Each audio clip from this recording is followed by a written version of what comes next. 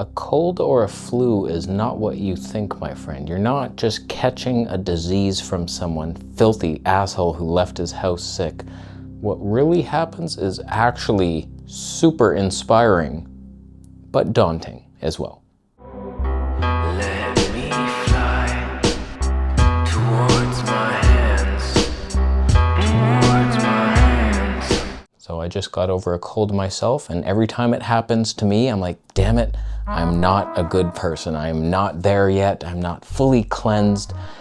It's just, it happens to scrubs who eat bad food, and it was not a great cold. It was painful, and it made me realize that my worst cold ever was the carnivore cold, and every cold leading up as a meat eater. When I went vegan, they were more mild. Usually I was mostly raw vegan, and they were just like, oh, that's way better. Okay, I can do this. But then I went carnivore and I got sick, and it was way worse than any cold I've ever had. And it was harsh throat, and it lasted so long. I was like, wow. And so this last one, while not as bad as a carnivore cold, it wasn't great. And leading up to that, I was eating a ton of quinoa every night. Massive amounts of mucus-forming foods. Anyone? Mucusless healing diet? Now, before we get to stuff in here, the mucus that is filthilizing your life, I just realized what a cold is. Tell me if you agree. Of course you do. Yes, we produce the V-shaped thing, and yes, it is contagious. But hear me out. We're filthy. There's only two reasons we get sick. One is because we're overburdened with mucus. We've been eating a bunch of crap, and our body's like, we gotta dump this sometime, and then it creates the V thing, and then that goes and cleanses, and then you're spitting mucus, and it hurts, and it's painful, all these acids and mucus coming out. It sucks. The second reason is because you cleaned up your life, and you went raw mucusless, raw vegan healing, and then the body's like, okay, let's get rid of all that old crap. That's what happened to me this time. Not a vegan deficiency or something, raw food, oh, my immune system's lowered because I have no nutrients and protein deficient. You're lying to yourself. There are many examples of people online who just don't get sick anymore. Eli Martyr, I think it's been over 10 years now, he doesn't get sick, and he's probably never going to. So like for him, if I show up a couple days ago and I'm all sick and I'm coughing on him and shaking his hand, nice to meet you, sir. He's not gonna get sick because he's not overburdened with the mucus. There's no need. Yes, oh no, I said something bad. YouTube, oh my God. Thanks for the present, YouTube. So like, he got my V, not my virginity, oh God, wow, he took my V, and he's not gonna do what I thought he would with it. He's not gonna marry me or support me. But doesn't that theory make sense? How many times have you seen like someone's sick, there's a room full of people, one person gets it, the other doesn't. It's the filthy sinner who gets it, who's all into the potatoes and the rice, and they're melting popcorn and the butter and all that. So like they're mucused up, they get the cold. From the V, it's real. I used to say, oh, that's not real really, it's not contagious. It is actually. But you can be immune. It's not because your immune system is so strong, it's just that you don't have all this waste to get rid of, which brings us to what happened to me. So I've been raw vegan, mostly just all fruits and vegetables, some pasteurized juices, and what I'm noticing is just so much mucus was coming out. I was like, oh my God. Same thing happened in Thailand on my 10-day fruit fast. I was just coughing up mucus constantly. I was like, wow. And then that all culminated in me getting sick, which was an even more mucus dump.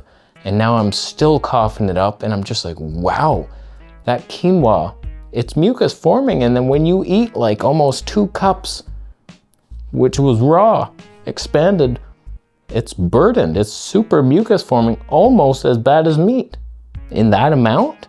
So like, you're not great, starch boy. So it is known that there are some mucus or acid forming foods, and it's mostly everything but raw fruits and vegetables. Pretty much, unfortunately. So all your cooked grains and beans, yeah, the nuts and seeds, ouch. meat, dairy, eggs, you're not even in this conversation. You're below all the stuff I just mentioned, which was already insane. So it's bad news if you're looking for comfort food, but once you go this path, I do believe there's no turning back. Or you admit defeat and it's like, okay, I'm fine with the yearly colds and it's just gonna keep happening to you. Not to me. It had been 2 years since my last cold. I was like, maybe I've made it. No, I'm not there yet. The weird thing is raw cauliflower is on his list of mucus forming foods, but if you steam it, it's no longer mucus forming. That's weird. That's weird. But for the most part, like it's a little starchy raw, and then you steam it, you break it down a bit, it's fine. But starchy foods like potatoes, it don't break down enough and it's gonna be mucus forming or something. I don't really understand that whole thing, but I bought some cauliflower and I ate some raw and I was like, that's not great. And it's just been sitting in my fridge. I might steam it tonight as my last cooked food, hurrah. Hooray.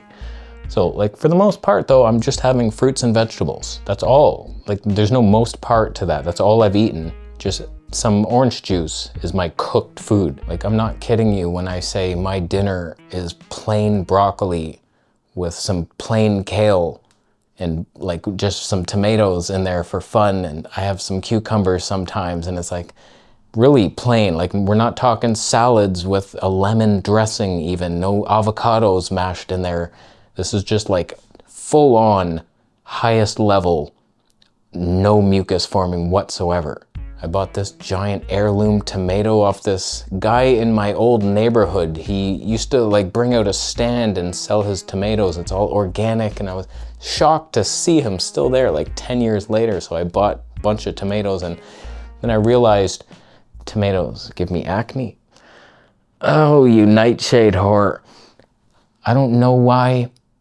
Maybe it's not mucus forming, it's something, it could be that the nicotine in nightshades is so beneficial, it's helping me somehow. I'm open to that possibility, but for the most part, no matter what the nightshade is, if I eat it, I get acne around here. Predictably, always. Goji berries, red peppers, potatoes, tomatoes. The one beautiful fruit that is savory. It's like the best fruit when you're like, I've had enough sweet. Tomatoes. Oh, you salty, sweet, somewhat sweet baby.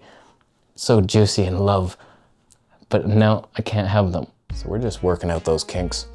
It's good times ahead, I'm sure of it. Gonna stop with tomatoes and the pasteurized orange juice, because it's possible that that's too acid.